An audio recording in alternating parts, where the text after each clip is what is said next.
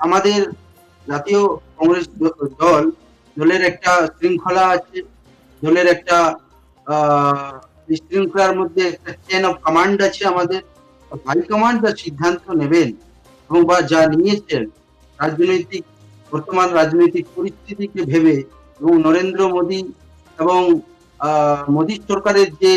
বর্তমানে যেভাবে অর্থনীতি থেকে শুরু করে ভারতবর্ষের সব দিকেই পিছিয়ে যাচ্ছে, ভারতবর্ষকে পিছিয়ে নিয়ে যাচ্ছে মোদী সরকার। তার বিরুদ্ধে লড়াই করার জন্য এবং বিচারধারার যে লড়াই, আমাদের তো অ্যাকচুয়ালি জাতীয় কংগ্রেসের আদর্শের লড়াই। তো জাতীয় কংগ্রেস গান্ধীর বিচারধারা, মহাত্মা গান্ধীর বিচারধারা, এই বিচারধারাকে এগিয়ে নিয়ে যাওয়ার জন্য এবং নরেন্দ্র মোদীকে 29-এর ইলেকশনে হারানোর জন্য যা যা প্রয়োজন করার, যা যা সিদ্ধান্ত নেওয়া দরকার, সেটা সোনিয়া গান্ধীজি, আমাদের রাহুল গান্ধীজি বা আমাদের হাইকমান্ড মাল্লিকার্জুন খার্গে, এনারা সবাই মিলে যা সিদ্ধান্ত নেবেন, সেই সিদ্ধান্ত তারপর প্রদেশ কংগ্রেসের নেতৃত্ব, মাননীয় প্রদেশ কংগ্রেস সভাপতি শুভঙ্কর সরকার মহাশয়ের সঙ্গে আলোচনা করার পর যা হবে, হুম, সেটা আমাদের কর্মী হিসেবে এবং জাতীয় কংগ্রেসের একজন সৈনিক হিসেবে আমাদের মানতে হবে।